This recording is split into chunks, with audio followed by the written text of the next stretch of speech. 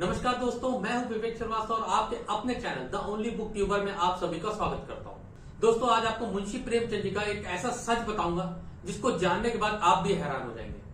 पहली बार जब ये इंफॉर्मेशन मुझे मिली तो मैं भी परेशान हो गया था और मुंशी प्रेमचंद जी के बारे में जो भी सच मैं आपको बताने वाला हूं वो मैं विद फैक्ट्स और सबूतों के आधार पर ही बताऊंगा, क्योंकि ये चैनल है आपका और सच मानिए आपको इस तरीके की इंफॉर्मेशन सिर्फ इसी चैनल पर मिल सकती है। आपका अपना channel the only book tuber. दोस्तों, यकीन मानिए काफी पढ़ने के बाद, काफी खोजबीन करने के बाद मुझे मुंशी प्रेमचंद जी के बारे में 3 मुख्य बातें पता चली। तो चलिए देर न करते हुए जल्दी से मैं आपको सच से रूबरू कराता हूं। पहला सच, दोस्तों ये बातें तो हम सभी को पता है कि मुंशी प्रेमचंद जी हिंदी साहित्य के कितने बड़े उपन्यासकार, कितने बड़े कहानीकार थे और बचपन से उन्हीं की कहानियों को सुनते हुए हम लोग बड़े हुए और उन कहानियों के साथ साथ एक बात हम सभी के दिमाग में थी कि प्रेमचंद जी काफी गरीब थे। मगर ये बात गलत है, क्योंकि प्रेमचंद जी एक मध्यम वर्गीय परिवार से थे और उन्होंने आराम से अपनी मध्यम वर्गीय जिंदगी जी। जैसे एक मध्यम वर्गीय इंसान के साथ प्रॉब्लम होती है ना कि अपने आप को अपलिफ्ट करने की सोचता है, किसी तरीके से अपने आप को अपग्रेड करने की सोचता है, बस उसी जद्दोजहद में उन्होंने अपनी पूरी जिंदगी काटी। मगर प्रेमचंद जी के बारे में यह कहना कि वो गरीब थे, ये बिल्कुल सरासर गलत है।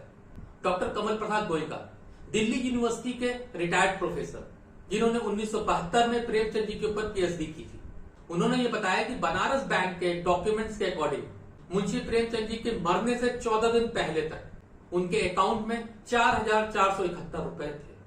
और जब 1925 में मुंशी प्रेमचंद जी की बहुत ही महान रचना रंगभूमि पब्लिश हुई थी, तो उसके एडवांस रॉयल्टी के लिए उन्हें 1,800 रुपए मिले थे। तो आप खुद सोच सकते हैं कि उस वक्त में उनके अकाउंट में 4,471 रुपए होना या रॉयल्टी के रूप में उन्हें 1,800 रुपए एडवांस मिलना कितना बड़ा अमाउंट था। तो प्लीज इतने बड़े कहानीकार को, इतने बड़े उपन्यासकार को गरीब कह करके उसका अपमान ना करें।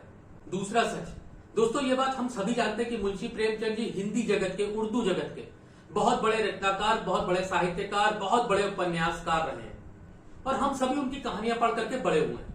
मगर ये बहुत कम लोग जानते हैं कि उनकी जितनी भी शॉर्ट स्टोरीज थी, कहानियां थी, नॉवेल्स थी, उसके बारे में वो इंग्लिश में सोचते थे। वो लिखते जरूर हिंदी और उर्दू में थे, मगर सोचते थे, मतलब जो अपनी कल्पना शक्ति थी उनकी, वो इंग्लिश में सोचते थे।